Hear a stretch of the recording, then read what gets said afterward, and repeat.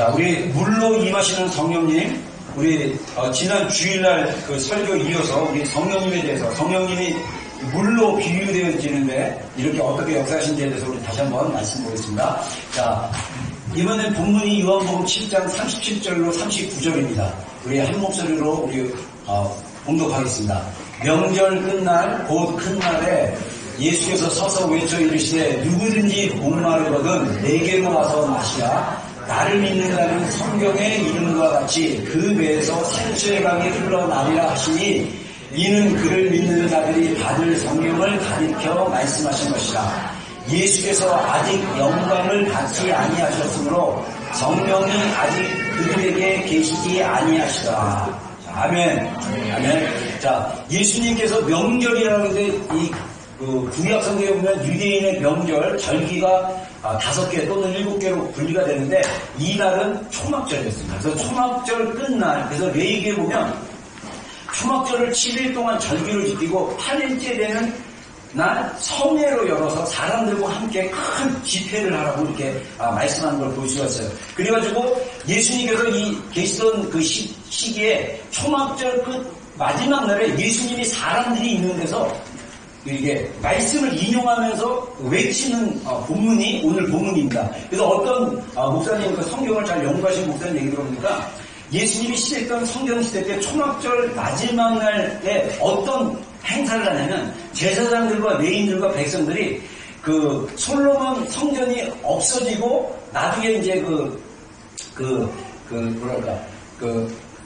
제2 성전, 솔로몬 성전이 없어지고 이제 수르바벨이 만든 그 성전이 있는데 그 성전이 아주 솔로몬의 성전에 비하면 굉장히 초라했어요. 그 초라했지만 그 성전에서 계속 예배 아마 제사가 드려졌을 텐데 그때 제사장이 마지막 날에 주전자를 가지고 물이랑 이렇게 물동이가 이걸 가지고 행진을 한다고 합니다. 행진을 해가지고 실로암 연못에 가서 물을 길러다가 이렇게 마지막 초막절에 대한 어떤 의식이 이렇게 있었다고 합니다. 그때 예수님께서 백성들에게 외쳐서 말씀하시기를 누구든지 목이 마르거든 내게로 와서 마시라라고 말씀을 하시는 이사야서 13장 말씀을 인용하면서 하나님께로 와라, 예수님께로 와라라고 말씀하신 것을 볼 수가 있습니다. 그러면 이게 이제 성경에서 이런 것 같아요. 성경은 이사야서 13장 말씀을 말하는 거예요.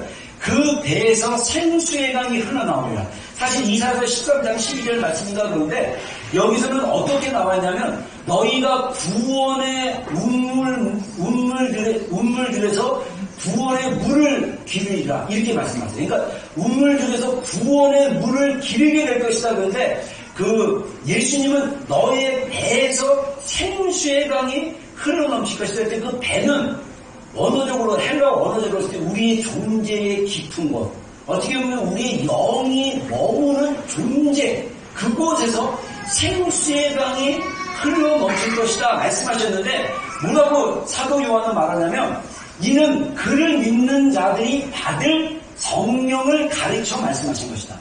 예수께서 아직 영광을 받지 아니하셨으므로 성령이 아직 그들에게 계시지 아니하시다.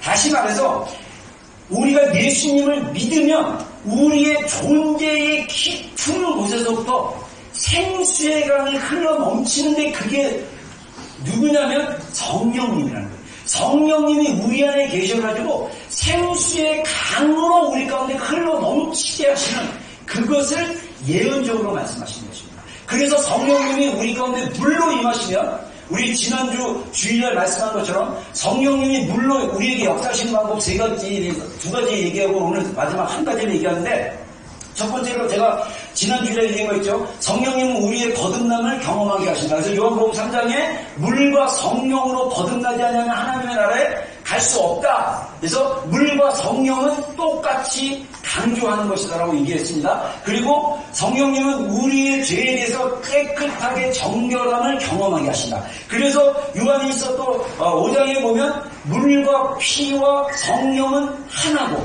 우리 안에 하나님이 증거하시는 게 있으니 그것이 뭐냐면 바로 성령님이라 이렇게 얘기합니다. 그래서 성령님이 우리가 거듭난 것을 우리로 알게 하실 뿐 아니라 우리로 하여금 예수님의 보혈을 의지하면 우리가 정결하게 되고 우리가 깨끗함을 경험하게 된다는 것을 성경이 말해주고 있다는 것입니다. 여러분, 우리가 너무나 이 복음의 능력과 복음이 어마어마한 건데 우리가 이 복음의 능력과 생명을 잘 경험하지 못하고 자꾸 복음 따로 우리 삶의 생각과 우리의 행동 따로 하는 경우가 너무나 많다는 거예요. 여러분들이 정말 예수님을 믿고 예수 그리스도의 보혈로 십자가로 구원받았다는 믿음이 여러분 안에 있으면 여러분들 안에 뭐가 있습니까? 누가 계십니까? 성령님이 계십니다.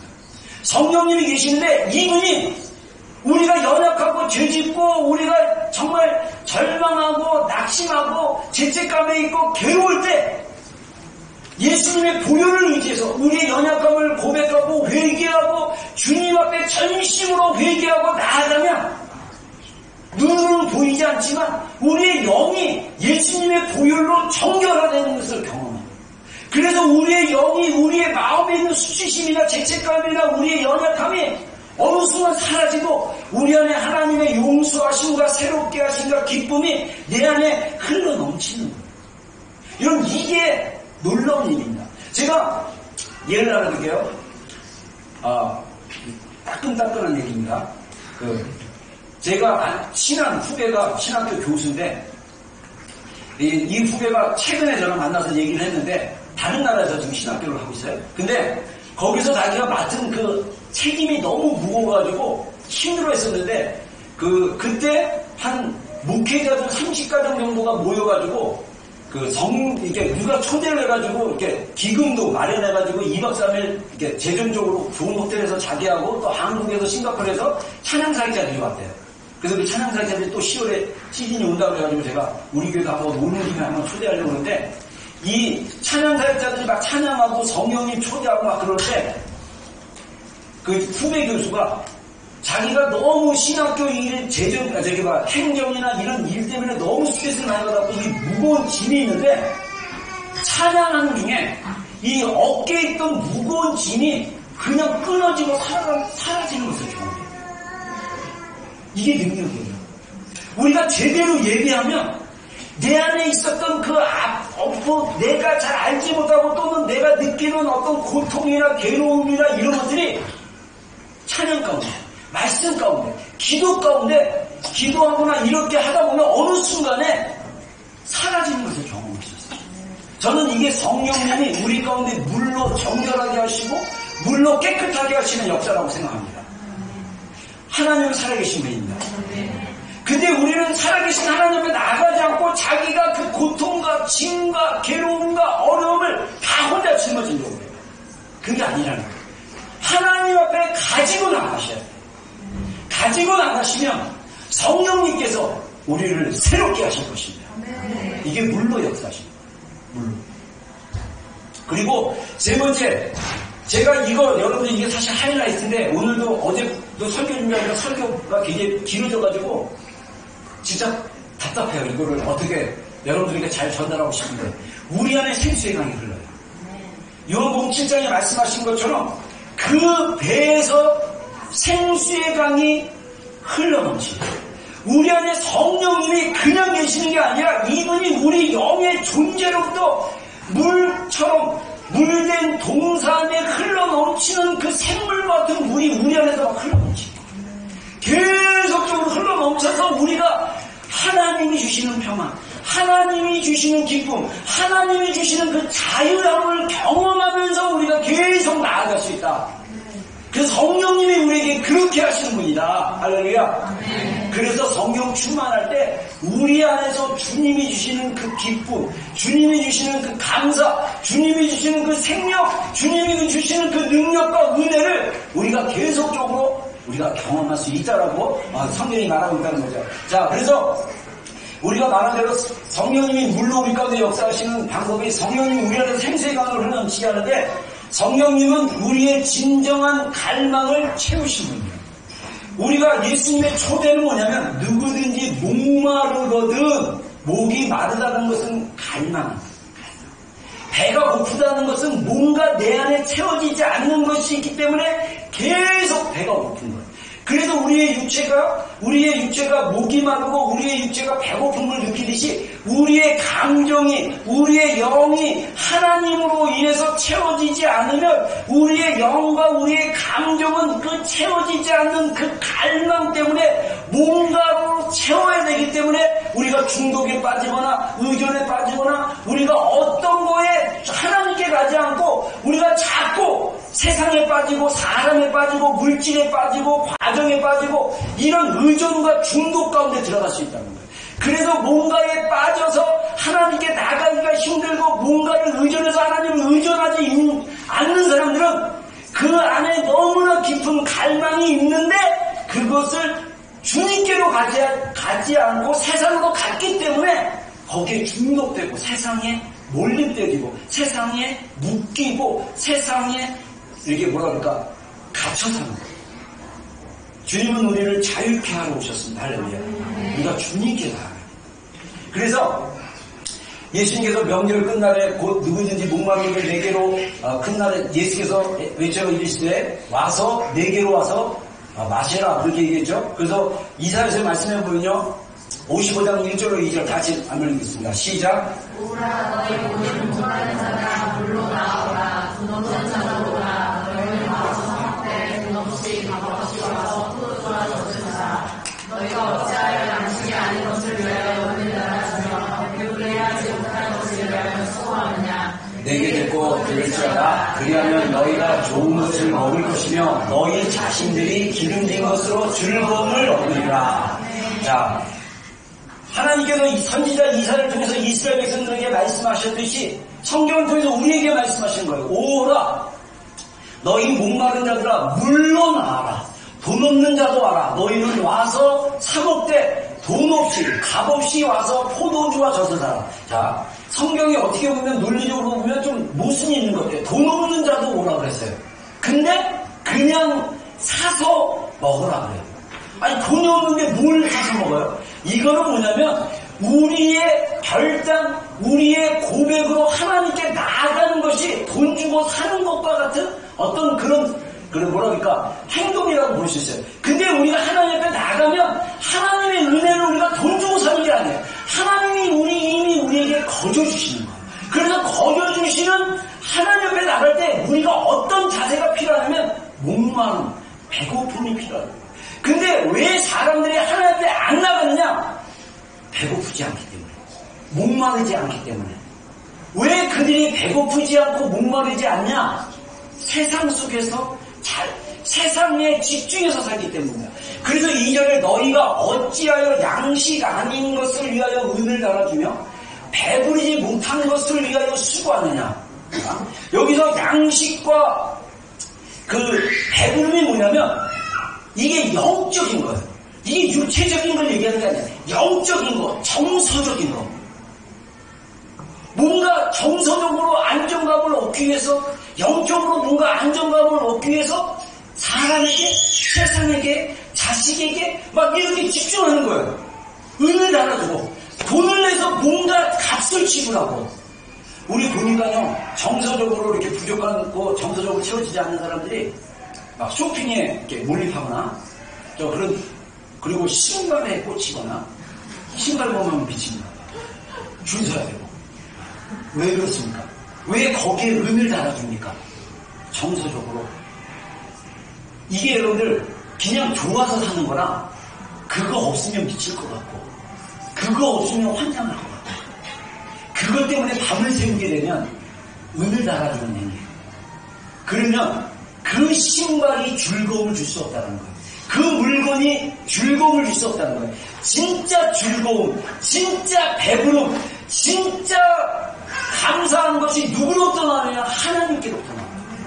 그래서 내게 듣고 들을지어다. 너희가 그리하면, 자, 우리가 하나님 앞에 나가서 하나님께 듣고 들으면 하나님께서 너희 좋은 것을 먹을 것이며 그 다음에 너희에게 기름진 것으로 즐거움을 얻게 하십니다.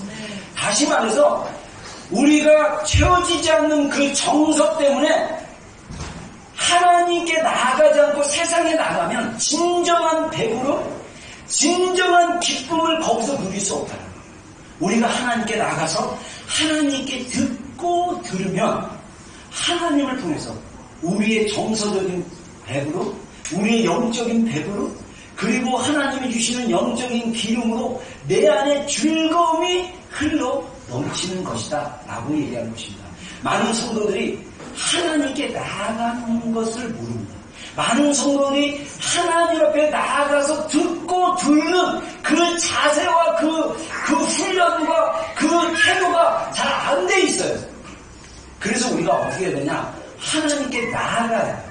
우리 안에 진짜 여러분들 뭔가에 그 집중하고 핸드폰이 없으면 막 미칠 것 같고 그러면 여러분들 뭔가하는 거예요. 뭔가 허전하기 때문에 그래요. TV를 안 보고 막 이걸 안 보면 막 그냥 힘들고 괴로울 것 같다. 여러분들 배고픈 거예요. 목마른 거예요. 그거 세상으로 나가자 채워지지 않습니다. 주님께로 나가서 듣고 들으셔야 돼요. 주님으로부터 공급받아야 됩니다.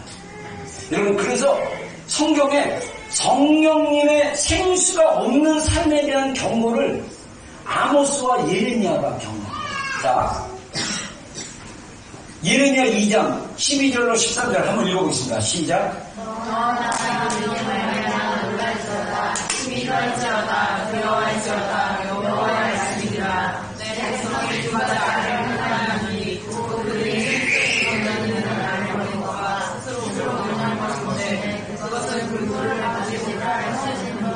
예. 자, 이스라엘 백성을 향해서 선지자 예레미야가 뭐라고 그랬습니까? 너 하늘아 이 이로 말미암아 놀라고 심히 떨지어다 두려워할지어다 여호와의 말씀이다. 그러면서 이스라엘이 행한 두 가지 악이 무엇이냐? 샘물의 생수의 근원 되신 하나님을 버린 것과 그리고 스스로 웅덩이를 판 것이다. 여기서 두 가지가 있어요. 하나는 뭐냐면 생수의 근원 되신 하나님이 우리 안에 계시는 성경을 통해서 우리가 이분을 의지하지 않고 우리가 여기에 관심이 없는 거예요. 내 안에 계신 하나님께 관심이 없는 거예요.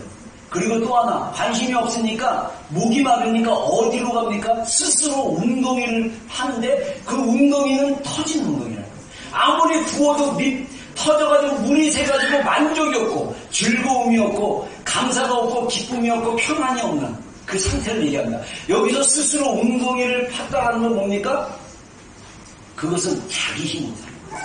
자기가 기쁨을 얻으려고 그러고 자기가 평안을 얻으려고 그러고 자기가 안정감을 얻으려고 그러고 자기가 하나님이 아닌 다른 것으로 뭔가 내 안에 그 평안과 즐거움과 배부름과 만족함을 얻으려고 하는 태도, 이게 스스로 웅덩이를 판 거예요.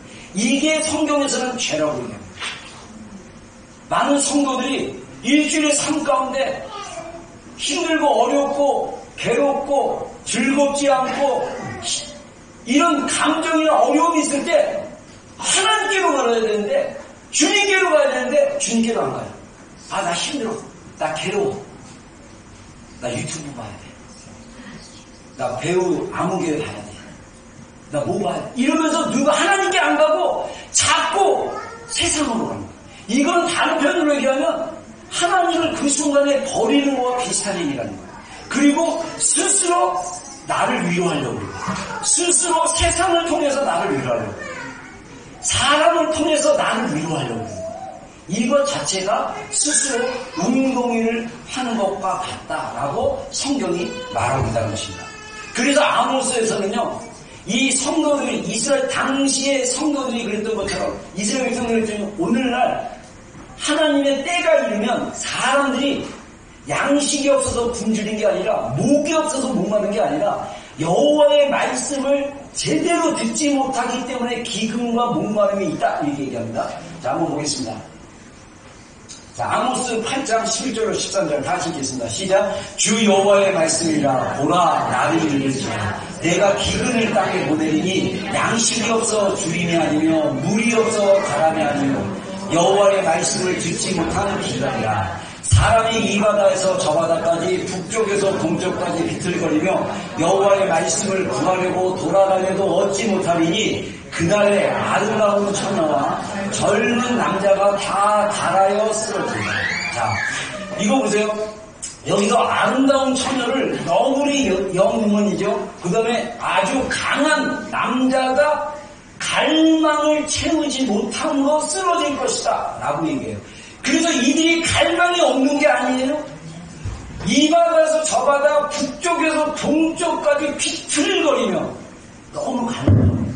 너무 갈급해가지고 찾다 보니까 힘들고 넘어지고 막 이러면서 찾는데 진짜 양식인 예수님을 찾지 않고 진짜 생수인 성령님으로 나아가지 않고 세상으로 나가요.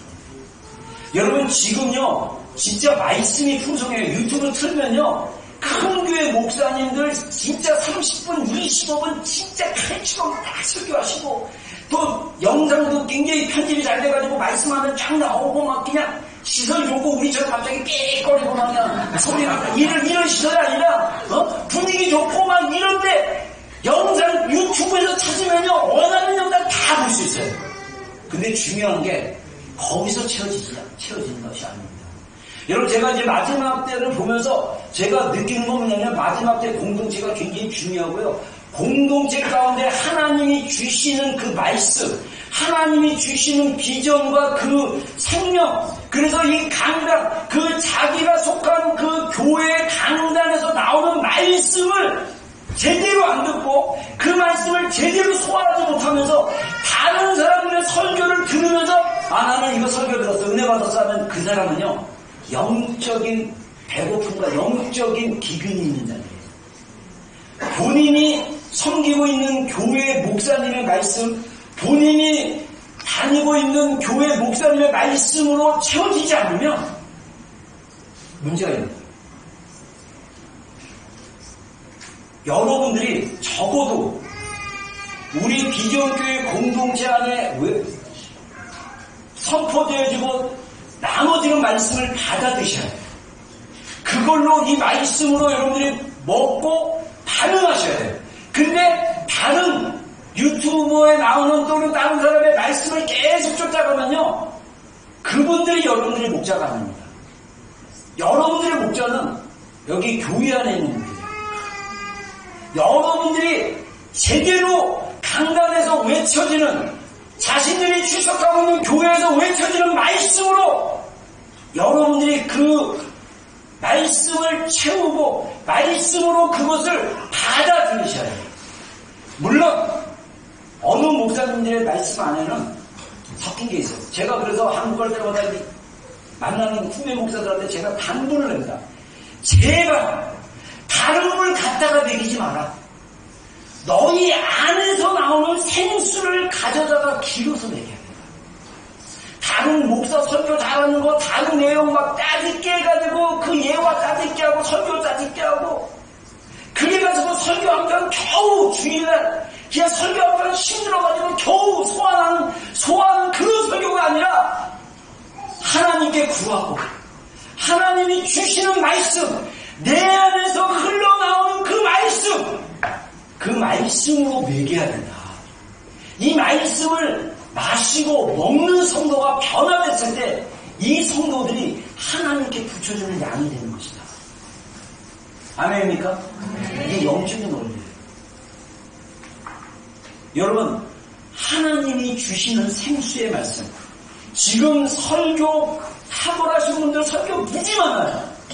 여러분들이 출석하고 있는 교회 우리가 이 정말 머물고 있는 이 교회 공동체의 강단에서 하나님이 그 사역자를 통해서 목사를 통해서 흘러주시는 말씀과 물을 먹지 않는다면 여러분들이 다른 설교자의 설교를 들어도 여러분들은 머리로만 들을 거예요. 그 설교가 여러분의 삶을 그렇게 변화시키지 못할 것입니다.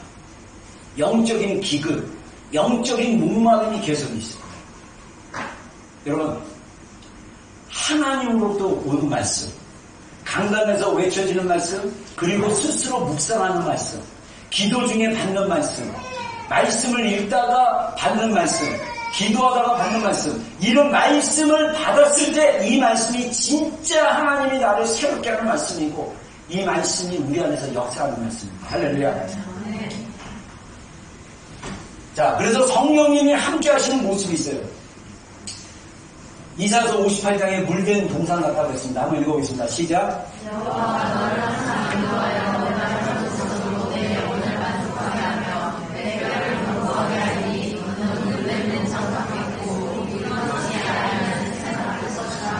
예, 비슷한 말씀을요,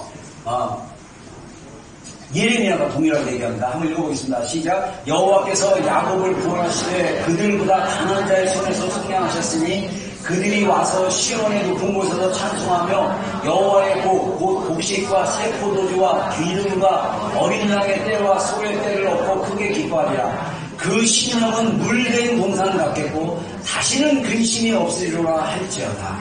자, 아멘.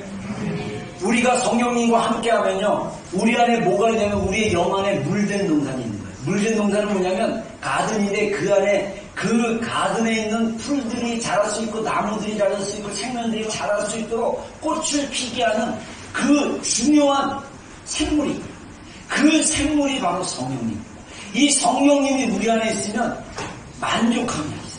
하나님으로부터는 만족함. 그리고 우리 안에 근심이 없어져요. 여러분, 우리가 살다 보면요, 근심이 생길 수 있습니다. 우리가 살다 보면 두려움이 생길 수 있어요. 우리가 살다 보면 염려가 올 수 있어요. 우리가 살다 보면 절망도 느끼게 되고 괴로운 순간도 있을 수 있어요. 그러나 그것을 물된 동산 안으로 가지고 들어가면 성령님께로 가지고 가면 성령님이 그것을 우리로 하여금 정결케 하시는 거예요. 그것 성령님이 그런 근심을 사라지게 하고 염려를 사라지게 하고 두려움을 사라지게 하고 우리를 새롭게 하신 것입니다. 우리 안에 성령님의 물된 동산이 있다는 것입니다. 그래서 성령님의 물된 동산이 우리 안에 있는 거, 성령님으로 충만한 삶, 바로 우리 안에 있는 물된 동산, 우리 안에 생수의 강이 계속 흘러넘칩니다. 계속 흘러넘치면 우리 삶이 어렵고 힘들어도 언제든지 우리 안에 계신 성령님으로 말미암아 우리가 새로워질 수 있다. 이렇게 얘기한 거죠. 제가 실제적인 적용 부분에 있어서 이 책 얘기를 좀 하겠어요. 여러분들 영어로 티모시 R. 제닝스라는 이 박사, 신경정신과 박사입니다. 크리스찬이에요. 그래서 이분 책이 2권이 번역이 됐어요. 자, 내 하나님의 설계의 비밀. 그래서 제가 이 두 책을 저번에 한국 방문했을 때 우연히 제가 인터넷 기독교 서점에 갔다가 다른 책을 찾다가 이 책이 소개돼가지고 제목이 굉장히 흥미로워가지고 제가 2권 사서 이렇게 지금 읽고 있는 중인데, 제가 이 과학이라는 놀라운 그 방법을 알았어요. 진짜 이분이 얘기하는데 이분의 이야기가 실제적인 이야기입니다. 그래서 자기가 상담하고 막 그랬던 그런 이야기들, 간증들, 그리고 의사로서 하나님의 말씀에 대해서 자기가 깨달은 원리를 가지고 이 크리스찬을 위한 책인데, 이 책을 통해서 뇌가 어떻게 우리 안에 작용하고 하는지에 대해서 굉장히 자세하게 사례들을 들어서 얘기하고 있어요. 자, 그래서 우리의 뇌는 우리의 믿음과 연결되어 있다고 이분이 얘기하십니다. 이 정신과 신경학자로서 뇌에 대해서도 굉장히 정통하신 분이에요. 이분의 책을 인용한 것입니다. 그냥 직접 인용입니다. 이분 책에서 나온 얘기예요. 한번 제가 읽어볼게요. 인간의 뇌는 끊임없이 변화한다. 매 순간 새로운 신경세포가 태어나고 새로운 신경회로가 뚫린다. 새로운 축삭 돌기와 수상 돌기가 생겨나 신경세포에 새로운 메시지를 전달한다. 반대로 쓰지 않는 신경 연적부는 소멸하고 휴면 중인 신경회로는 없어지고 용도를 잃은 신경세포는 죽는다. 놀랍게도 우리의 신념과 사고와 행동은 물론 식생활까지도 뇌 구조를 변화시킨다. 그리하여 결국 나라는 존재 자체가 달라진다. 그래서 이분 얘기가 뭐냐면, 우리가 가지는 보통 인간의 평균 뇌 무게가 이 해골 안에 갇혀있잖아요. 갇혀있다고 표현 그런가? 보호받고 있잖아요. 근데 이 뇌가 1.326g이라고 합니다. 무슨 말이냐면 1.3kg 정도 돼요, 평균. 근데 이게 몇 조 원의 세포가 우리 안에 있대요. 근데 이게 맨날 죽고 새로 생긴대요. 그래서 새로운 세포들이 생기고 그것들이 새로운 신경회로들이 죽기로 쉬고 있는 신경회로들이 죽는데, 이게 뭐와 연결되냐면 우리의 믿음, 사고, 행동하고 연결되어 있고 먹는 거하고 연결되어 있어요. 왜냐하면 건강한 걸 먹어야 뇌가 이게 전달도 잘 되고 그러는데, 안 좋은 걸 먹으면 자극적인 걸 많이 먹고 또 이게 약물 중독 같은 거, 약물 같은 거 잘못 먹으면 내 잘못 신호를 줘갖고 문제가 생기기 시작하는 것입니다. 자, 그리고 이분 얘기가 이렇게 얘기합니다. 우리가 어떤 선택을 내리고 어떤 신념을 품고 어떤 하나님을 예배하느냐에 따라 내는 그에 맞추어 변화되고 배선이 달라진다.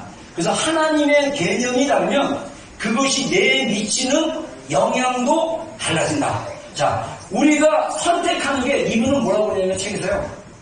우리 내 안에 싸움이 일어난다는 거예요. 내 안에 싸움이 일어나가지고 어떤 양심에 없는, 그러니까 이게 나쁜 짓을 하기로 결정하고 자꾸 하다 보면 이 나쁜 짓을 계속 하게 되면 해로가 생겨버려요. 그래갖고 나쁜 짓을 계속 하게 돼요. 그러다 보면 또 그것을 하지 말라고 말하는 신경 부위가 자극을 줘도 회로가 끊겨가지고 잘 안 된다는 거예요. 그래서 이 타락한 이 마음을 갖게 되면 계속 그런다는 거예요. 그리고 하나님에 대해서도 잘못 믿으면 예배는 계속 드리는데 우리의 그 하나님이 주신 이분의 얘기하는 게 뭐냐면 사랑과 신뢰의 회로가 우리 내 안에 생겨야 됩니다. 하나님을 사랑하고 하나님이 우리를 사랑하신다는 것을 믿고 그 다음에 그런 하나님을 신뢰하는 믿음이 우리 안에 생기고 그래서 그 믿음 때문에 우리가 말씀을 듣고 순종하면 어떤 일이 벌어지냐면 순종하고 계속적으로 그 행동을 하게 되면 우리 안에 사랑과 신뢰의 회로가 내 안에 생기게 됩니다. 그래서 하나님에 대해서 계속 신뢰하게 돼요. 근데 우리가 믿는 하나님에 대해서 오해를 하게 되면 제가 전에 얘기했죠. 바로와 같은 하나님 이분이 얘기하는 거예요. 바로와 같이 아닌가? 딴 사람 있나? 바로와 같이 좀 더 하면서 나를 갖다가 완벽하게 만들려고 막 쪼는 어떤 그런 목소리가 들린다면 여러분들 그것이 하나님의 정결하게 하시는 메시지인지 아니면 내 안에 하나님에 대한 두려움, 하나님에 대한 오해 때문에 생기는 어떤 그런 메시지인지를 분별해야 됩니다. 그래서 우리 내 안에 싸움이 계속 일어난다는 거예요. 그래서 싸움에서 선한 것, 사랑과 신뢰의 회로를 만들지 못하면 우리가 두려움과 염려의 회로 같은 게 생겨요. 그러면 어떤 일이 생길 때마다 제일 먼저 뭐가 떠오르냐면 하나님을 원망하는 것이 떠오릅니다. 안 좋은 일이 생겼어. 그러면 내 회로는 뭘로 돌아가냐? 두려움과 염려의 회로로 되어 있다. 제가 이거 그냥 제가 응용한 거예요. 두려움과 염려가 딱 떠오르면 제일 먼저 누구가 되게 원망하냐면 하나님 나한테 이럴 수 있어? 하나님 왜 이래? 하나님 나 사랑 안 하나고? 이렇게 생각할 수 있다는 거예요. 근데 어려움과 어떤 일이 딱 생겼는데 내 안에 사랑과 신뢰의 회로가 있다. 이게 있으면 제일 먼저 뭘 생각합니까? 이 일을 통해서 하나님은 어떤 일을 행하시려고 하나? 왜 이런 일이 나한테 일어나지? 하나님은 선하신 분이야. 선하신 하나님을 내가 의지해야 돼. 하나님이 나에게 선한 것을 주시기로 결정하신 분이야. 나는 하나님께 믿음으로 나아가야 돼. 아멘. 이 고백으로 나가는 거랑 다르다는 거예요. 제가 재밌는 게 제가 몇 번 여러분들한테 얘기한 거 있죠. 제가 신학교 다닐 때 그리고 제가 이 나라에서도 목회하다가 힘든 시즌이 있었어요. 진짜 그게 한 몇 년 있었어요. 향수병 걸려가지고 제가 진짜 한국으로 가고 싶었어요. 우리 아이들 어렸을 때. 그래갖고 사모한테 내가 여러분 이 인간의 마음이요 얼마나 자기 합리화를 얼마나 쉽게 시키는지요. 제가 우리 그 지하교회에 있을 때입니다. 8년 전에 지하 그 주차장에 잠깐 6개월 머물 때인데 그때 제가 그 8년 만에 10년 만에 안식을 갔다 오고 8년 전에 갔다 오고 나서 갑자기 그때 목회가 좀 힘든 시즌이었어요. 그래가지고 제가 갑자기 어머니가 갑자기 연로해 보이시고 내가 꼭 이거 어머니 돌아가시기는 곧 돌아가실 것 같고 그러니까 어머니 돌아가시는 내가 꼭 이게 좀 도와드려야겠다. 그래서 사모한테 우리 한국 가자. 한국 가서 다시 개척을 하는 걸 하자. 애들 그러면 어떡하고 뭐 한국 가면 잘 되겠지 뭐 이러고 하나님 그리고 제가 논리적으로 생각했어요. 내가 없어도 비전교회 누가 하나 청년사회 잘하는 사람 데려다가 후임이라고 세우면 잘 될 거야 라는 생각을 해서 모든 합리화를 했는데 사모의 반대로 그게 좌절됐어요. 그러니까 제 안에 좀 힘든 시간이 있었어요. 굉장히 정서적으로 감정적으로 힘들고 기도해도 설교를 해도 잘 안 듣고 맨날 졸고 있는 것 같고 맨날 안 들으려는 것 같고 막 그러니까 설교 준비를 할 때마다 너무 고통스러운 거예요. 하고 싶은 설교가 없어요. 주님이 주신 메시지가 없으니까 막 정말 고통스러웠어요. 막 그런 기간이 있을 때 하나님이 인내하는 말씀 주시고 아마 그 시즌 중에 제가 하나님을 경험하는 삶인가 그런 책을 읽었던 것 같아요. 근데 이분은 침례교 목사인데 미국의 침례교 목사님인데 이분이 성경 공부 교재를 만들었어요. 하나님을 경험하는 삶. 그래서 모세가 그 호렙산에서 가시떨기 나무에서 하나님을 만난 그 사건을 5단계로 이분이 그 묵상해가지고 하나님을 경험하는 삶에 대해서 얘기하는데 제가 그 교재를 한국에서 옛날에 사갖고 왔는데 그 교재를 설명하는 설명서가 있었어요. 설명하는 책. 성경 공부 교재가 아니고. 근데 그 책 읽다가 거기서 그분이 뭐라고 하냐면 정말 아는 거고 제가 경험했던 건데 제가 낙심했던 나에게 하나님이 책을 통해서 메시지를 정확하게 준 거예요. 하나님은 선하신 분이기 때문에 내 인생에 반드시 좋은 것을 주시기를 원하시는 하나님이시다. 아멘. 아멘. 하나님은 사랑이시기 때문에 내 인생 가운데 최고의 것을 주시기를 원하시는 하나님이다. 그리고 이번에 한 3개 정도 한 성경에서 말하고 있는 하나님의 성품에 대해서 자기가 문장을 만들어서 썼어요. 근데 제가 그 책을 읽었을 때 제 안에 믿음이 다시 생겼어요. 제가 오랜 시간 좀 이렇게 정서적으로, 감정적으로, 재정적으로, 뭐 여러 가지 영적으로 힘들다 보니까 저의 그 하나님을 신뢰하고 사랑했던 회로가 잠깐 이렇게 막힐 뻔했어요. 근데 그 책을 통해서 다시 이 사랑과 신뢰의 회로가 살아나기 시작하니까 힘이 나고, 그렇지, 하나님이 나를 사랑하시는데, 하나님이 내 인생에 최고를 주실 수 있는 하나님이신데, 이분 신뢰하고 나가야겠다. 여러분, 제가 늘 말하지만, 하나님이 우리 가운데 역사하시는 그 시간은요, 순간이 될 수 있어요. 설교 듣다가, 기도하다가, 누가 격려 한마디에, 찬양하다가 찬양 가사에, 잠자고 일어나는데, 내 안에서 들리는 찬양의 소리 때문에, 어린아이가 그냥 나한테 그냥 하고 웃어주는데 그 순간을 통해서도 어느 순간이든 그 순간에 하나님이 은혜로 우리에게 딱 터치를 해주시면요, 우리 안에 있던 이 제닝스 박사에 의하면 신경회로가 딱 불이 붙는 거예요. 그래서 하나님을 사랑하고자 하는 마음에 부위가 생기기 시작하는 거예요. 이 뇌과학적으로 얘기했을 때. 여기 보면요, 제가 이거 그 카피해 왔습니다. 그 제닝스 박사가 얘기하는 건데 되게 어렵죠? 대해적 전전부피질, 잘 모르겠어요. 그래서 뇌가 이렇게 구성되어 있대요. 인간의 뇌가. 그런데 제가 간단하게 설명하면 전두대상 피질이라고, 전두대상 피질 ACC, 굉장히 외우시죠? ACC. 여기가 마음이라는, 이분이 마음에 가까운 부위다 이렇게 얘기해요. 지금 이건 뇌과학자들이 인간의 마음이, 우리는 마음이 가슴에 있다, 그래서 심장에 있다 이렇게 설명을 하는데, 저는 어떻게 생각하냐면 우리의 감정이나 이런 게 다 뇌신경으로 다 연결되어 있어요. 그래서 우리의 부위가 뇌로 자극하는 걸 얘기합니다. 그래서 저는 우리의 영이 이 배 안에 어디 가운데 있다라고 생각합니다. 근데 이게 뇌신경하고 연결이 됐기 때문에 사실 마음을 이렇게 보고 있지 않나 이렇게 생각하고, 이번 책에 보면요, 지금 거의 뇌과학자들이 인간의 마음을 여기거나 요 두 부위 사이가 요 두 부위라고 생각합니다. 배적 전전두피질, 이성, 이거 판단하는 부위. 그 다음에 여기 복내적 전전두피질이라고 도덕적이고 윤리적인 결정을 하는 것이에요.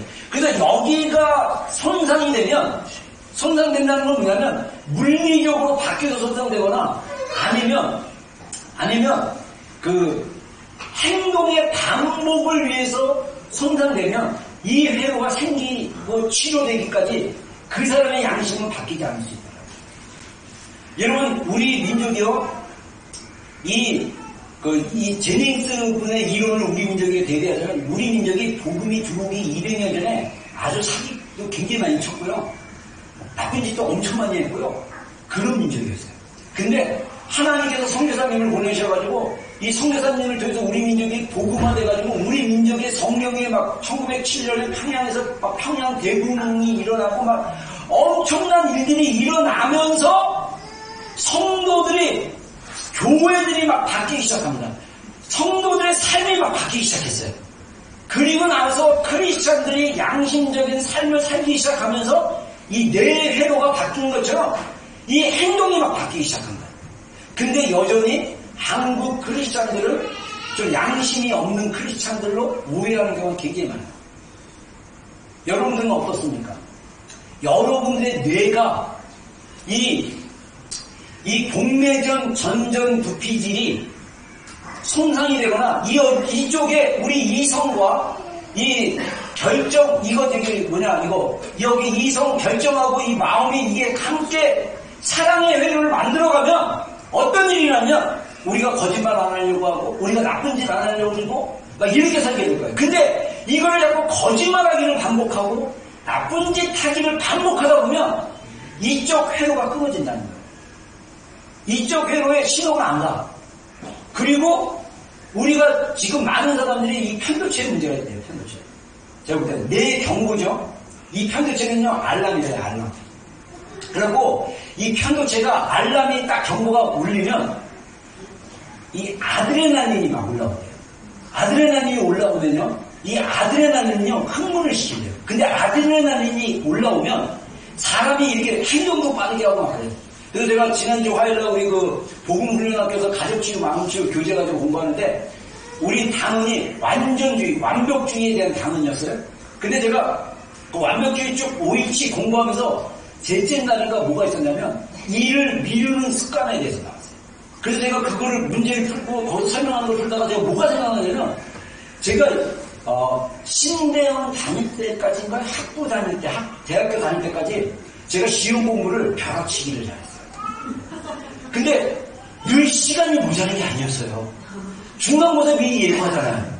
그리고 사실 시간 조절만 잘하면 공부를 할 수 있는데 저는요, 시간 넉넉할 거야. 여유있게 하다가 막상 공부를 시작하면 공부 분량이 너무 많아. 그래가지고 막 긴장해가지고 마감 직전에 하는데 이때 보면요, 이 편도체가 경고를 주면 너 이거 안 하면 페일할 수 있어. 경고를 주면 아드레날린이 올라오는 거예요. 아드레날린이 막 올라오면 신경이 곤두서가지고 애우는 것도 굉장히 빨리 애우는 거예요. 제가 우리 그룹에게 세월이 나와서 나눴지만 제가 초치기까지 했어요. 시험 감독관이 와가지고 시험지 나눠주기 전까지 노트를 보면서 한번 쫙 했는데 놀랍게 한두 문제가 거기서 나와. 아드레날린의 힘이에요. 근데 문제는 뭐냐면 이게 중독이 된다. 미루다 보면 아드레날린에 이게 계속 올라오게 하는 거. 여러분들 삶도 보세요. 뭔가 긴장하게 만들고 뭔가 여러분들 갖다 흥분하게 만드는 건 다 아드레날린이라고. 그리고 이 역할을 조절을 누가 하냐면 해마가 하는데 스트레스 호르몬 관리. 근데 이게 이성으로 판단해야 돼. 이성으로 판단하고 얘가 또 결정해줘야 돼. 근데 자꾸 이 결정을 미루다 보면 이 회로가 이상하게 되는 거예요. 그래서 중독 있는, 의존이 있는 그런 행동을 하게 되면 계속 그쪽으로 회로가 생깁니다. 그래서 게임 중독이나 이런 중독이 끊어지지 않는 이유는 뭐냐면 그쪽에서 회로가 생겼기 때문에 이미 그 해마가 컨트롤을 해줘야 되는데 이 컨트롤이 안 된 거예요. 그래서 그게 안 되는 거예요. 그래서 애들한테 하지마 한다고 애들이 안 하는 게 아니에요. 할 수밖에 없어. 그걸 바꾸지 않아요.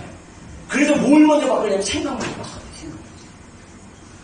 믿음 먼저 바뀌어야 돼. 그 믿음의 베이스. 내가 이것을 통해서, 이 행위를 통해서, 이 습관을 통해서, 이 의존을 통해서 마음을 안정을 받고 의존하려는 그 거짓 신념, 거짓 믿음으로부터 해결하지 않으면 계속 똑같이 행동합니다. 제가 우리 공동체는 내가 이제 계속적으로 이 교재들을 좀 이렇게 공부하면서 여러분들에게 계속 내적 치유나 이 마음에 있는 정서들을 치유할 수 있는 프로그램을 제가 계속 개발하고 만들어서 우리 가운데 적용해 보려고. 그래서 지금 제가 생각 중에 하나가 뭐냐면, 제가 목회를 하면서 경험했던 게 뭐냐면, 여러분들을 주일날 설교로 주일날 한 번 만나고서는 사실 제대로 여러분들을 이게 체크할 수가 없어요. 그래서 사실은 소그룹으로도 만나야 되고, 소그룹은 성경 공부나 어떤 교재를 가지고 공부하는데, 이 공부가 자신들이 교재를 통해서 경험하고 느꼈던 것을 솔직하게 말해주지 않으면 어떤 문제가 생기냐면 그 공부가 공부로 끝나는 것이 되어버려요. 그러면 자기를 숨기게 돼요. 그래서 저는 소그룹을 어떻게 해야 된다고 생각하냐면, 소그룹이 언제든지 자기의 마음에 있는 속마음을 진실되게 이야기할 수 있는 소그룹이 돼야 돼요. 그걸 안 하고 가면 쓰고 아닌 척하고 그렇게 자기를 숨기고 있으면 절대 변화 안 일어납니다. 하나님 앞에 기도하는 것도 똑같아요. 근데 제가 발견했던 건 뭐냐면, 제가 상담 그룹을 하면서 발견했던 건 뭐냐면, 우리가 감정이 그런지 안 그런지도 모르는 사람이 너무나 많다. 예를 들면 수치심이 굉장히 우리의 감정에 엄청난 영향을 줍니다. 그래서 제가 우리 화요 복음훈련학교 팀이랑 같이 공부할 때 수치심의 한 단원이 있었어요. 거기서 어떤 얘기가 나오냐면, 어떤 사람이 그 섬에 가가지고, 대서양에 있는 섬에 가가지고 아이들을 가르치는데, 아이들한테 그런 얘기를 해. 얘들아, 너희들 대서양 가본 적 있니? 그랬더니 애들이 아니요, 저희 그거 한 번도 본 적이 없어요. 근데 사실은 그 섬이 대서양에 둘러싸이는 섬이에요. 마찬가지로 많은 사람들이 너무 수치심에 삶을 노출했기 때문에 자기가 수치스러운 사람으로 사는지를 잘 몰라요. 예를 들면 수치심에는 뭐가 있냐면, 내가 잘못 행동하거나 말해서 생기는 수치심, 또는 남 때문에 일어나는 수치심, 남이 주는 수치심이 있습니다. 제가 그거 했을 때 생각나는 게 뭐냐면, 옛날에 버스 타고 이렇게 서서 가잖아요. 이렇게 서서 가면 갑자기 운전수가 브레이크를 딱 잡으면 넘어지잖아요.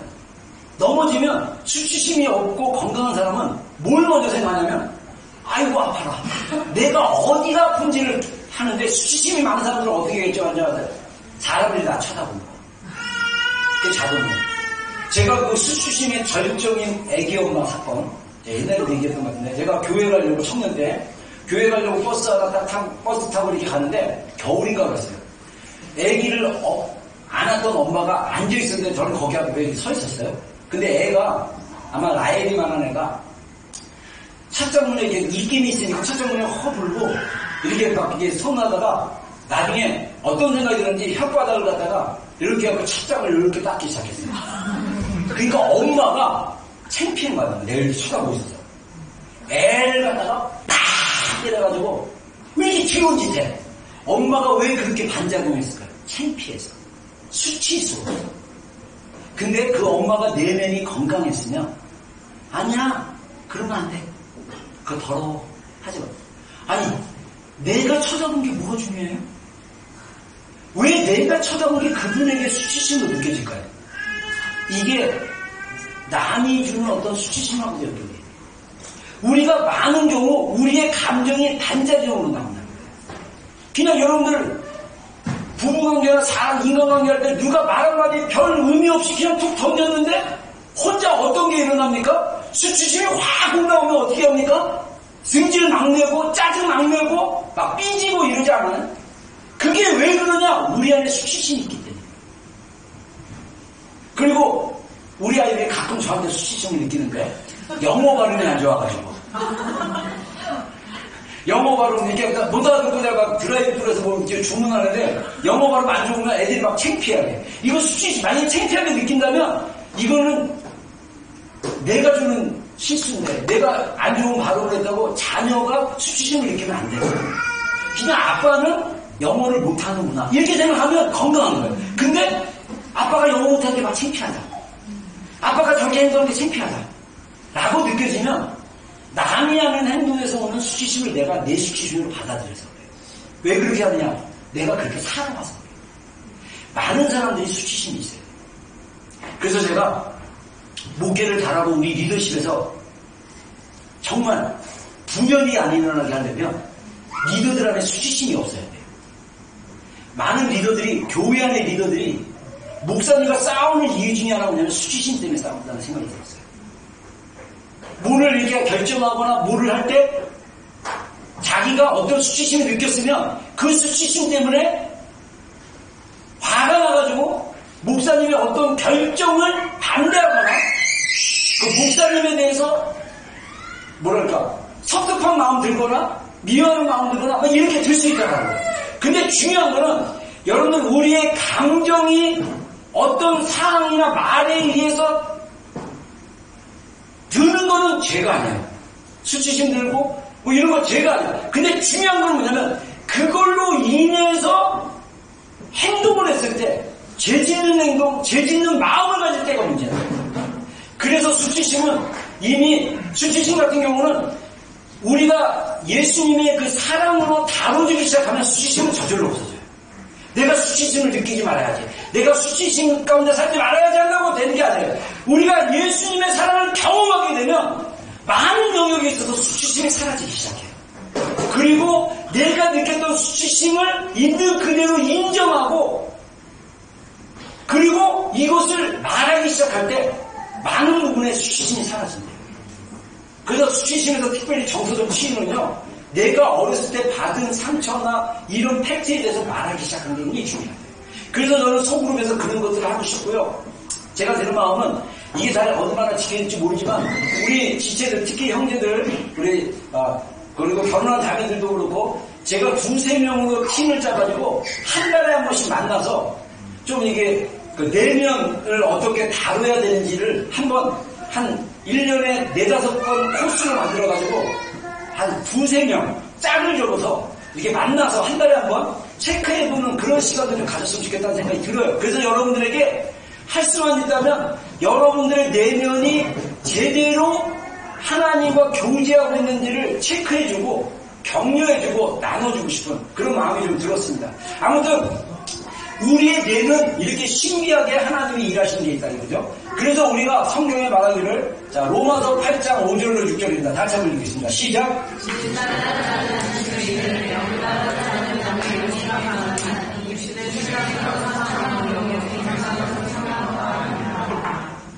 예, 자 우리의 싸움은 계속 육신과의 싸움입니다. 육신은 뭐냐면 죄된 본성이에요. 우리는 태어날 때부터 죄된 본성이 있어요.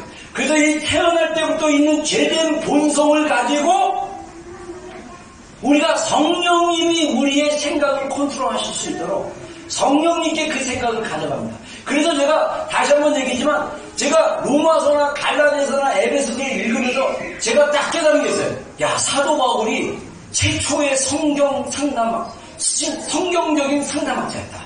왜냐하면 우리 자아를 옛사람 이게 상담학자들이 얘기하는 슈퍼에고와 같은 거예요.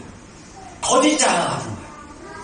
그래서 옛사람을 벗어버리고 썩어져가는 옛사람의 구습을 벗어버리고 그러니까 우리의 죄된 본성 어렸을 때 상처받은 그 패턴을 벗어버리고 오직 새롭게 하심으로 변화를 받아 하나님의 선하시고 새롭게 하신 것을 따라가라. 그리고 새 사람을 입어라. 다시 말해서 우리의 옛 습관, 옛 본성이 생각나면 이것을 하나님께 가져가고 우리가 성령의 생각, 성령님이 우리 안에 주시는 것을 구해야 된다는 거예요. 그러면 성령님의 생각은 우리에게 뭘 주시냐? 생명과 평안을 준다. 여러분 제가 말하는 생명은요. 제닝스 박사가 말하는 내 안에서 일으키는 저는 신호가 아닌가 이런 생각을 해요. 아까 시상이라는 파트에서 우리 뇌에게 좋은 것들이나 어떤 신호들을 준대요. 신호들을 주면요. 이 신호에 의해서 우리가 딱 깨달아지는 거예요. 그래서 성령께서 우리에게 깨달아주고 성령께서 알게 하신 건 뭐냐? 저는 생명을 주는 거예요. 성령의 생각. 제가 여러분들 우리가 금요기도회 때도 그렇고 제가 오늘 그 찬양하고 기도하고 막 이럴 때 저는요 어쩔 때는 우리 우리 찬양 리더들이 그룹 같은 게 오늘 찬양 부를 거라면 제가 한번 이렇게 찬양 가사 쭉 보고, 아, 오늘 기도할 때 이런 말씀 가지고 좀 찬양 가사랑 연결돼서 이런 말씀 가지고 해야겠다. 이런 생각도 들고 말씀을 딱 찾아놓고 갈 때도 있어요. 한두 번. 거의 못 봐요. 봐야지 하면서 자꾸 까먹어가지고. 근데 찬양하고 찬양 가사나 이 세네 곡의 찬양 안에 이렇게 흐르는 그 찬양 중에 이렇게 나오면서 그 가사와 연결되면서 또 내 신경이 신호가 와요. 그러면서 어떤 단어가 떠오르거나 어떤 말씀이 떠오르요. 그러면 성경을 찾아요. 어쩔 때는 성경 어딘지 모르면 제가 핸드폰을 봅니다. 핸드폰 봐서 성경 인터넷 성경에 들어가고 검색에 들어가가지고 단어를 검색해가지고 거기서 딱 나오는 단어를 찾아서 본문을 찾아요. 그리고 이 본문에 맞는 구절들을 그냥 풀어서 기도하는 거예요. 여러분, 제가 어쩔 때는 안 나와가지고 정말 억지로 막 찾고 막 그랬어요. 제가 얼마 전에 금요기도회 때 저도 금요기도를 미리 잘 준비하고 막 가고 싶은데 잘 안 될 때가 많아요. 그래서 기도하다가 하나님 말씀 주시면 그 본문 말씀 가지고 가고, 말씀을 안 주시면 제가 기도 모임에 가서 받아야겠다 이런 마음으로 굉장히 제 설교를 편하게 하죠. 그래가지고 받아야겠다 해가지고 가서 그냥 7시에 모여서 그냥 10분 15분 방언으로 기도해요. 그러면 그때 하나님의 말씀이 딱 깨닫게 해주세요. 그러면 그 말씀 그냥 눈 떠서 방언으로 말씀 찾아갖고 이렇게 나눠요. 근데 저번에는 그런 일이 있어요. 제가 시급했더니 로마서 5장 아브라함에 대한 믿음에 대해서 얘기를 해야겠다는 생각이 딱 들어가지고, 근데 그때도 확신이 없었어요. 하나님의 사랑에 대해서 금요일날 토요일날 기도할 때 내가 계속 쉐어링을 해야 되는데, 하나님의 사랑을 구하는 기도로 나아갈 수 있도록 도와줘야 메시지를 풀어야 되는데, 그러다가 로마서 5장을 읽으려고 딱 했는데 로마서 5장 아브라함, 그래 우리가 믿음이 중요하니까 믿음으로 가자고 얘기를 해야겠다 이렇게, 로마서 4장입니다. 4장을 얘기하겠다 이렇게 하다가 갑자기 딱 피고 나도 모르게 머리로는 4장인데 입으로는 5장 1절부터 보겠습니다. 근데 이게 또 번복하기가 그래가지고 한번 읽어보는데 거기에 엄청난 하나님의 사랑의 말씀입니다. 5장 8절, 우리가 죄인 되었을 때 그리스도께서 우리 죄를 위해서 돌아가심으로 우리에게 대한 하나님의 사랑을 확증하시느니라. 12절인가 보면요, 우리가 그와 그 안에서 하나님 안에서 즐거워하고 너희의 소망이 환난 중에 인내를, 인내 중에 소망 중에 이 소망을 하면서 그리스도께 소망이 있고, 그 다음에 하나님의 성령이 5장 5절에서 6절쯤에 하나님의 성령이 우리 마음 가운데 부음 받으니, 여러분, 하나님의 성령이 이미 우리 마음 가운데 하나님의 사랑이 성령님으로 말미암아 우리 마음 가운데 부음가 된 거예요. 근데 문제는 뭐냐면 우리가 이쪽으로 내 신경회로가 안 열린 거예요. 안 열리니까 안 느껴지는 거예요. 그러니까 우리가 예배를 하더라도 하나님께 혼날까봐, 하나님께 두려워서 하는 예배는요, 은혜가 안 되는 거예요. 우리가 하나님을 신뢰하는 예배를 드려야 돼요. 여러분, 그래서 우리의 신경회로를, 사랑과 신뢰의 신경회로를 바로 잡는 중요한 게 뭐냐면 진리를 인정하는 거예요. 진리가 뭡니까? 예수님이에요. 진리가 뭡니까? 하나님의 말씀입니다. 이 말씀에 나타난 하나님의 사랑을 내가 어떻게 되냐? 인정하고 고백하고 이것이 믿어질 때까지 선포하고 구하고 기도하는 거예요. 그리고 반드시 뭐가 이루어져야 되냐면 기도하고 선포하고 정말 그 하나님의 사랑을 구하다 보면 어느 순간에 내 신경에 신호가 오는 거예요. 그러면서 하나님의 사랑에 대한 마음이 열려지기 시작하는 거예요. 그러면서 그 열려지기 시작했을 때 계속적으로 하나님의 사랑을 구하다 보면 하나님을 사랑하고 신뢰하는 하나님의 사랑과 신뢰의 그 회로가 내 안에 생기기 시작하면 내 안에 감사와 기쁨과 생명을 경험할 수 있어요. 이게 영적인 거예요. 그래서 이 제이님 박사는요, 3가지인가 뭐 얘기하는데 그 중에 하나가 진리고 또 하나가 뭔지 아십니까? 경험이에요, 경험. 저는 이 경험이 내 신호자들이라고 생각합니다. 우리 뇌의 신호라는 거예요. 예전에 제가 그 감성 테라피라는 걸 2년 전인가 우리 목회자들 훈련 프로그램에 같이 하고 나서 제가 얘기를 했었죠. 거기서 뭐라고 얘기하냐면, 상담하는데 뭐라고 얘기하냐면요. 뇌는요, 과거, 현재, 미래가 없대요. 미래는 아직 아니고, 뇌는 절대 과거와 현재를 구분하지 못한대요. 그 얘기는 뭐냐면, 내가 과거에 경험했던 트라우마나 상처가 있으면 이거는 반드시 해결되어지고 치료돼야 되지, 이게 치료가 안 되면 뇌는요, 이거를 모르게, 나도 모르게 이 뇌의 한쪽에 이렇게 홀드업 시켜버린대요. 그러다가 그와 비슷한 상황이 생기거나, 이야기를 듣거나, 어떤 얘기가 나오기 시작하면, 그때 생각이 딱 나온다는 거예요. 근데 뇌는 과거의 생각으로 보지 않고 현재의 생각으로. 그래서 감정이 그때 느꼈던 두려움, 그때 느꼈던 염려, 그때 느꼈던 공포, 그때 느꼈던 수치나 죄책감 같은 것이 있다면 그것들이 현재 느끼는 거랑 동일하게 느낀다. 그래서 뇌는 과거와 현재를 구분하지 못한대요. 그리고 뇌는 상대방과 자기를 구분하지 못한대요. 그래서 내가 상대방에 대해서 계속 비난을 하고 있으면 뇌는 어떻게 생각하냐면 그 비난을 자신에게 비난하는 걸로 생각한대요. 무섭죠? 그래서 뒷담화 까고 막 죄송합니다. 뒷담화 하시는 분들, 남에 대해서 부정적인 얘기를 많이 하시는 분들은 이미 그쪽으로 안 좋은 회고가 생겨서, 왜냐면 남에 대해서 쟤는 쟤같더라, 그지 같더라, 뭐 어쩌더라, 저쩌더라, 나쁜 얘기를 계속 하잖아요. 그러면 뇌는 자신에게 나쁜 얘기하는 걸로 안 돼요. 과학자들이 얘기하는 거예요. 과학자들이. 뇌를 연구했던 과학자들이 뇌가 그렇게 인식한다는 거예요. 그래서 우리 말에 불만이나 어떤 부정적인 말들을 하기 시작하면 뇌는 나에게 한다고 생각해요. 그래서 우리가 축복의 말을 해줘요. 우리가 생각하는 거, 아까 생각이 우리 뇌에 영향을 미친다고 했죠? 행동하는 거 중에 말로 행동하는 게 굉장히 중요해요. 성경에서 말하는 말은요, 능력이 있어요. 그래서 지난주에 얘기했던 것처럼 잠언서 말씀처럼 죽고 사는 것이 사람의 혀의 권세다. 말로 나를 죽이고 말로 나를 살릴 수 있어요.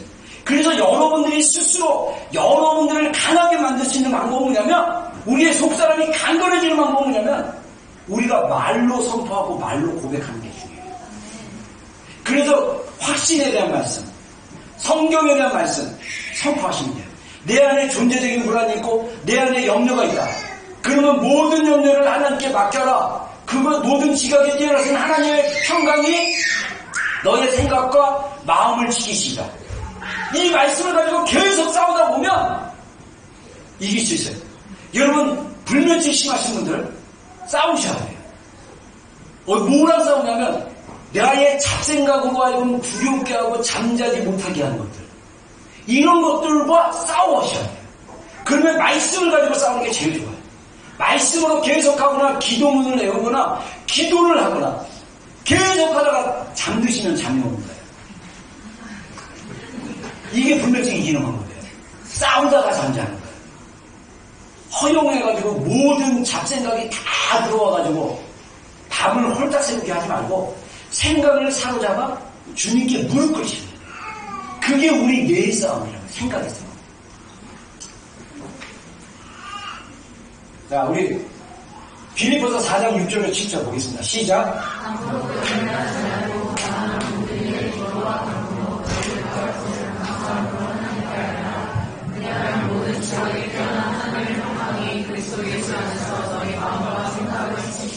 네. 자, 이거를 제이닝 박사의 뇌과학의 이론으로 따지면, 자, 우리 안에 염려가 있어요. 그럼 편도체가 자극이 돼가지고 아드레날린이 막 일어나요. 두려움이 와서 그것을 어떻게 해요? 기도와 간구로 하나님께 나아가면 하나님의 평강, 우리의 이성이, 우리의 마음이 우리를 잠잠하게 하십니다. 그래서 모든 지각에 뛰어나신 하나님의 평강, 이 지각을 뭐로 표현하면 좋을까요? 뇌 세포들의 연결과 신호로, 모든 뇌의 세포와 신경과 신호에 뛰어나신 하나님의 평강이, 할렐루야? 네. 이게 뇌과학적으로 얘기하면 다 이 뇌랑 연결되어 있다. 하나님의 평강이 그리스도 예수 안에서도 너희 마음과 생각을 지키시라. 자, 아까 내 부위에 있던 뭐 배정, 전전, 두피 막 이런 거를 어떻게 한다고요? 보호하신다는 거예요. 하나님의 평강. 하나님의 평강은 어떻게 보면 이 내각자들이 우리에게 엔돌핀이라든가 좋은 물질이 생긴대요. 이게 신기한 게, 이게 우울증이 있는 분들, 그 다음에 어떤 마음의 질병이 있는 분들이 의사를 만나서 처방을 받으면 약을 줘요. 이게 화학약품입니다. 약을 주면 그 약을 먹으면 그 약이 우리 몸 안에 녹아가지고 이게 우리 몸 안에 어떻게 연결이 돼가지고 결국은 뭐를 자극하냐면 내 신호를 자극해서 내게 어떤 물질을 전달하는 거예요. 그래서 우울했던 마음은 기분 좋게 해요. 화학 물질이 뭐를 자극하냐? 내 신호를 자극한다. 근데 우리가 그게 필요가 없어. 기도하면 하나님이 초자연적으로 내 물질을 우리에게 주시는 거예요. 막 기도를 하는데 우리의 신경신호, 내 신경신호가 어떻게 합니까? 생명이 생기기 시작하는 거예요. 그럼 염려가 사라지고 두려움이 사라지고 하나님의 평강이 우리 마음 가운데 임하는 것입니다. 할렐루야. 이게 하나님이 우리 가운데 역사하시는 거예요.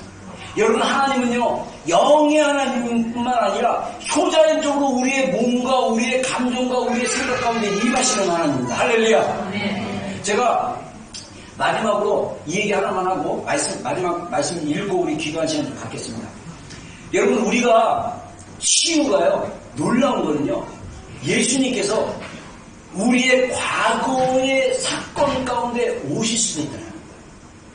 제가 전에도 몇 번 간증한 것처럼 제가 5살 때인가 제가 그때 불교신자 가정에 자랐고 제가 예수님에 대해 전혀 몰랐던 사람인데 그때 어린 아이로서 부모님의 어떤 환경에서 내가 느꼈던 외로움, 절대 나는 사랑받지 못할 거라는 그 거짓말이 기도 사역 가운데 성령님이 진짜 저한테 임하셔가지고 어떤 아버지 같은 분이 너는 사랑받는 아이야? 너는 행복한 아이야? 사랑해? 이 말씀으로 제가 그림으로 받고 또 음성이 들렸어요. 그리고 나서 그날 저녁에 하나님이 저한테 역사하셔가지고 저에게 있던 거짓 신념, 거짓 믿음이 끊어졌습니다. 여러분, 상담학을 하다 보면요, 어떤 게 있냐면 우리 안에 어렸을 때 상처로 인해 들어간 거짓 생각, 거짓 신념, 거짓 믿음이 있다는 거예요. 이거를 제거하는 게 치유예요. 근데 이게 어떻게 가능하냐면 기도로 가능하다. 우리가 기도 가운데 깊이 들어가면요, 내적 치유가 저절로 돼요. 하나님이 뭘 생각나게 해요. 그래서 그 생각나는 것을 가지고 기도하다 보면 성령님이 그것을 새롭게 하신 것을 경험하세요. 이거는 다 제닝스 박사에 의하면 뇌에서 다 작용하는 거예요. 근데 우리가 영적으로 그것을 경험할 수 있다는 것입니다. 이렇게 경험을 쉽게 갈 수 있는 방법이 뭐냐? 성령님의 생수의 강이 우리 안에 흐르게 해요. 성령님이 우리에게 말씀하신 말씀입니다. 자, 이사야서 43장 18절에 20절을 읽겠습니다. 시작. 너희는 이전 일을 기억하지 말고 옛날 일을 생각하지 말라. 자, 보세요. 여기서 이전 일을 기억하지 말고 옛날 일을 생각하지 말라.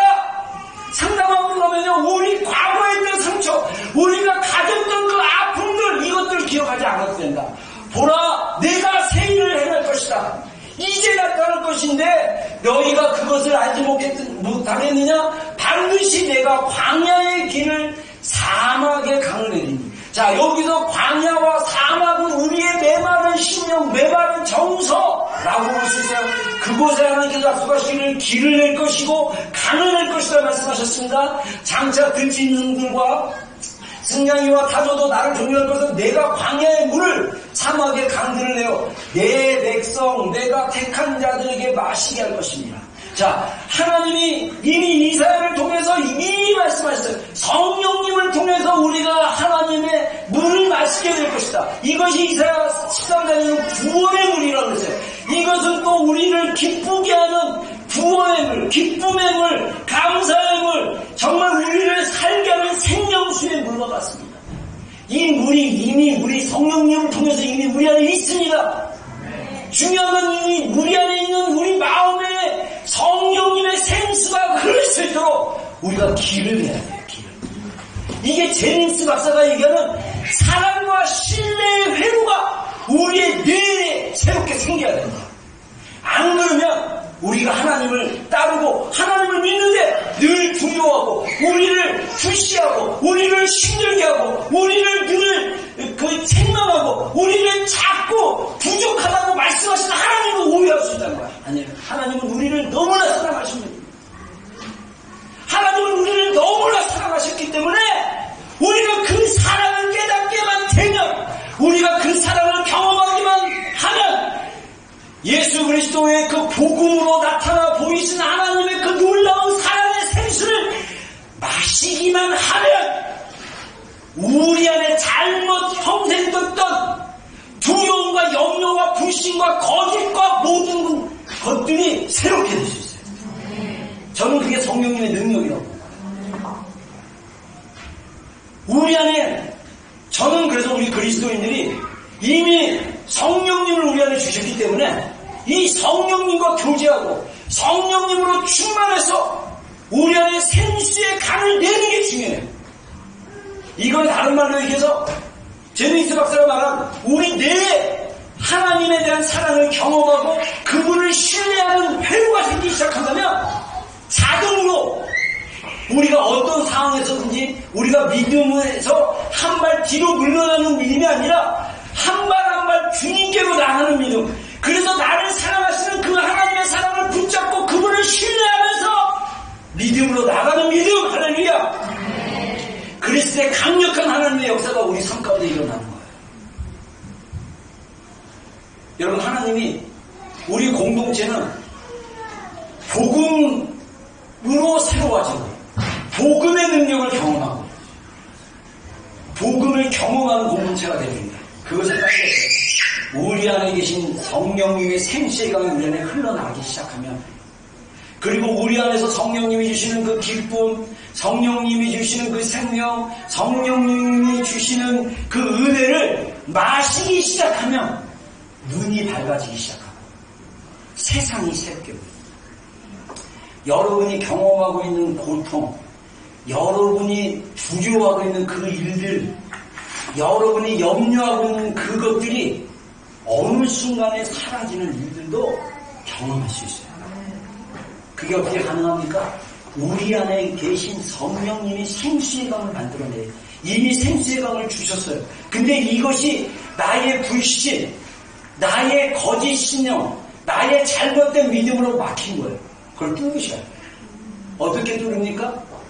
주님 앞에 진솔하게 참마음으로 나가시고 부르짖고 나가고 방언으로 기도하고, 어찌됐든 우리의 마음 안에 마음이 주님 앞에 진실되게 나가서 주님을 만나기 시작하고 그분의 생수를 마시기 시작하면 달라져요.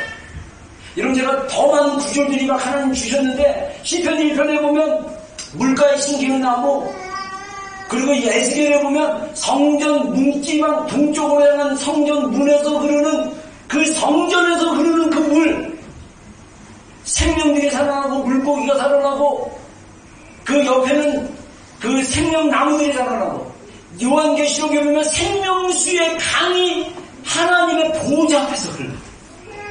이게 다 성령님을 상징합니다. 성령님이 우리 안에서 생명수의 물을 흘러보내기 시작하면 우리의 삶의 생명이 성령님을 통해서 이미 나오기 시작합니다. 이미 복음을 통해서 우리 안에 주셨어요. 근데 우리가 이것을 뚫지를 못하고 자꾸 불안과 두려움과 염려와 그리고 이 배부르게 못한 것을 위해서 은을 달아주고 시원하게 못한 것을 위해서 수고하고 애쓰는 삶을 포기하고 주님 앞에 나가기를 주님의 이름으로 권면해드립니다. 기도합시다. 여러분, 제가 부탁드리는데요, 기도의 자리에 꼭 오세요. 오늘 이번 금요 기도에도 나오셔가지고 계속 기도의 자리에서 기도하셔야 돼요. 계속 하나님께 구해야 됩니다. 우리 이 시간에 죄송합니다. 찬양 하나 하고 정말 기도하는 시간 갖겠습니다.